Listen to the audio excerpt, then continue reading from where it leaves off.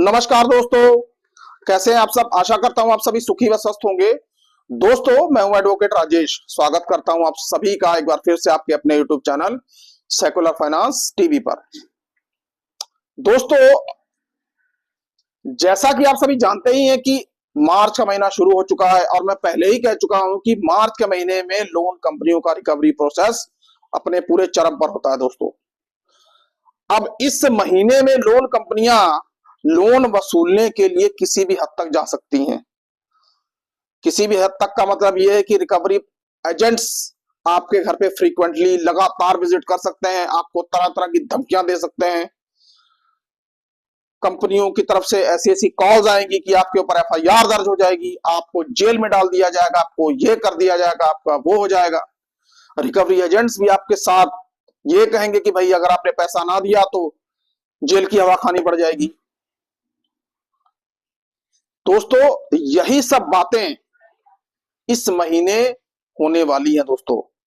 क्योंकि दोस्तों, ये जो मार्च का महीना होता है, इस महीने में लोन कंपनियां लोन कम और रिकवरी पर ज्यादा ध्यान देती हैं दोस्तों, क्योंकि उन्हें जितना ज्यादा हो सके अपने एनपीएस को कम करना होता है। दोस्तों, मुद्दा आज का यही है कि क्या हमारे ऊपर लोन कंपनियां धारा 316 या धारा 318 के तहत मुकदमा दर्ज करवा सकती हैं। क्या हमें किसी भी प्रकार की कोई लोन ना चुकाने पर जेल की हवा खानी पड़ सकती है, या हमें पुलिस स्टेशन का मुंह देखना पड़ सकता है। दोस्तों, जानेंगे आज ऐसे ही कुछ सवालों के जवाब इस वीडियो में। दोस्तों, वीडियो बड़ा इंटरेस्टिंग है, कहीं छोड़कर मत जाइएगा, पूरा वीडियो देखिएगा दोस्तों। नहीं तो दोस्तों बाद में आप हमसे ये कह देते हैं कि जी हमें ये मैसेज आ गया, सर क्या करें। हमें पुलिस की कॉल आई थी, चाहे वो पुलिस की कॉल ना ही हो, बताइए सर क्या कहें। वीडियो आप देखेंगे नहीं, जरा जरा सी बात के लिए आप सर को परेशान करते रहेंगे। दोस्तों देखिए, सेकुलर फाइनेंस टीवी आपके लिए खड़ा है, लेकिन आप ये सोचिए, आप उसने ये कह दिया, उसने वो कह दिया, अगर आप यही सब कुछ करते रहेंगे तो फिर हम औरों के लिए वक्त कैसे निकाल पाएंगे। तो दोस्तों, विनम्र निवेदन है आपसे, वीडियो को पूरा देखें और मेरी बात पूरी ध्यान से सुने दोस्तों। तो दोस्तों, वीडियो शुरू करते हैं। दोस्तों, जैसा कि आपको पता ही है कि आजकल लोन रिकवरी कंपनियों का प्रोसेस पूरे चरम पर है और दोस्तों कंपनियां मल्टीपल लोन डिफॉल्टर से पैसा वसूलने के लिए लगातार नए नए हथकंडे अपना रही है। दोस्तों, लोगों को लगातार फोन कॉल्स आ रही हैं। फोन कॉल्स पहले से कहीं ज्यादा। पहले मान लीजिए अगर 30 आ रही थी किसी की, तो आज वही बंदा उस 30 कॉल्स को 5 गुना कर लीजिए, इतनी कॉल्स का सामना कर रहा है बंदा। दोस्तों, जिसके एक आधा लोन है उसका तो चलो खैर क्या ही कहना, लेकिन जिसके मल्टीपल लोन्स हैं उस आदमी के बारे में सोचिए आप, कितनी कॉल वो सुनता होगा। वो खाना खा भी पाता होगा कि नहीं खाना खा पाता होगा, या अपने कोई जरूरी काम कर पाता भी होगा कि नहीं कर पाता होगा। दोस्तों, लोन कंपनियां इस वक्त ऐसे ऐसे हथकंडे अपनाएंगी कि आप परेशान हो जाएंगे, लेकिन मैं कहता हूं आपको परेशान होने की जरूरत नहीं है।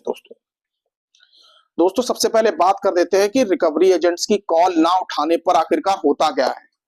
दोस्तों, कई बार हमारे जो व्यूअर्स है, हमारे जानने वाले हमसे ये कह देते हैं कि सर हमें हमें किसी ने कहा कि अगर आप रिकवरी एजेंट की कॉल नहीं उठाएंगे तो आपको जेल जाना पड़ेगा। अब जरा उन महानुभाव से ये पूछिए कि जिसने आपको ये बताया, क्या वो कोई लोन एक्सपर्ट है, क्या वो कोई वकील है, क्या वो कोई फाइनेंशियल एडवाइजर है, वो क्या है। तो वही बात हो गई, अधूरा ज्ञान महाकल्याण। अधूरा ज्ञान लेके अपना महाकल्याण करवा लेते हैं लोग। दोस्तों, सबसे पहली बात यह कि जो रिकवरी एजेंट्स जो आपको कॉल करते हैं, ये कॉल्स कंप्यूटर जनरेटेड कॉल्स होती हैं, लगातार कॉल्स आती हैं। एक आध बार बात करके कर सकते हैं, लेकिन यदि बार बार रिपीटेडली आपको कॉल्स आ रही हैं तो कॉल्स मत उठाइए। ट्रू कॉलर का इस्तेमाल करिए और नंबर्स को ब्लॉक कर दीजिए। कितने नंबरों से कॉल करेंगे आखिरकार। और दोस्तों सबसे बड़ी बात यह भी है, कभी फोन कॉल पे आपको सब इंस्पेक्टर बन के फोन कर देगा कोई, मैं जी इंस्पेक्टर बोल रहा हूं। अरे भाई इंस्पेक्टर के पास अब यही काम रह गया क्या कि आपको किस्त के लिए कॉल करे? फिर थोड़ी देर में हाई कोर्ट का वकील बन जाएगा। अब बताइए कितने रंग बिरंगे हैं ये लोग, जो पल भर में सब इंस्पेक्टर, फिर उसके बाद हाई कोर्ट के वकील और जज भी बन जाते हैं साहब। पढ़े लिखे 10वीं 12वीं से ज्यादा होते नहीं, पुलिस इंस्पेक्टर, वकील और जज सब बन जाएंगे। दोस्तों ऐसे लोगों की बात का विश्वास नहीं करना चाहिए, क्योंकि दोस्तों ये एक ही जगह पे बैठे हुए लोग होते हैं, एक दूसरे को कॉल फॉरवर्ड कर देते हैं, जी हम अपने वकील साहब को दे रहे हैं, 12वीं पास वकील उसको दे रहे हैं, अब वकील साहब बात करेंगे। अब वकील साहब से पूछिए एलएलबी की डिग्री का मतलब क्या है, नहीं बता पाएंगे, वकील है जी। दोस्तों कुछ नहीं है, ये सबके सब चवन्नी छाप होते हैं, जो सिर्फ आपसे पैसा वसूलने के लिए ड्रामा रचते हैं। दोस्तों इनकी बात का विश्वास मत कीजिए, कोई पुलिस इंस्पेक्टर नहीं, कोई जज नहीं, कोई वकील नहीं, आपको ऐसी कॉल्स कोई भी नहीं करता, सिर्फ ये एजेंट ही होते हैं। और इनकी कॉल्स को ना उठाना कोई भी कानूनी जुर्म नहीं, ये बात आप अपने दिमाग में डाल लीजिए दोस्तों। और दोस्तों कुछ लोग तो ये भी कहते हैं कि सर यदि हम इनकी कॉल्स नहीं उठाएंगे तो हमारे ऊपर धारा 318 या धारा 316 का एफआईआर दर्ज हो जाएगा। दोस्तों क्या फोन ना उठाना किसी कानून में जुर्म है क्या? भाई वकालत करते हुए हमें भी काफी साल हो गए, हमने तो फोन ना उठाना जुर्म नहीं सुना। पता नहीं आप लोगों को कौन बता देता है कि फोन नहीं उठाएंगे तो एफआईआर हो जाएगी। ऐसा कुछ नहीं होता दोस्तों। धारा 318 या धारा 316 की जो धमकियां आपको जो दी जाती हैं, कई बार रिकवरी एजेंट ऐसी शरारतें कर देते हैं, आपको फर्जी पुलिस कंप्लेंट भेज देंगे या फर्जी कंप्लेंट दे देंगे, उसके ऊपर धारा मेंशन लिखी होगी। अब आप देख के डर जाते हैं, यार ये क्या है यार, ये तो मैं फंस जाऊंगा, ये तो मुझे जेल हो जाएगी। दोस्तों आपकी जानकारी के लिए बता दूं, ऐसा कुछ भी नहीं होता। दोस्तों धारा 318 और धारा 316 जो भारतीय न्याय संहिता की है, ये पहले इंडियन पेनल कोड की धारा थी, जो कि बदलकर बीएनएस हो गई है।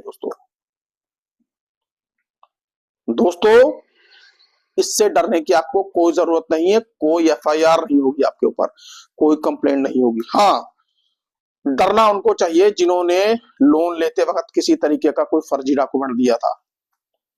फर्जी डॉक्यूमेंट का मतलब है सैलरी स्लिप या कोई और डॉक्यूमेंट, क्योंकि दोस्तों आधार कार्ड और पैन कार्ड कंपनियां जब लेती हैं, प्रॉपर वेरीफाई करके आपको लोन देती हैं दोस्तों, तो इसमें आपका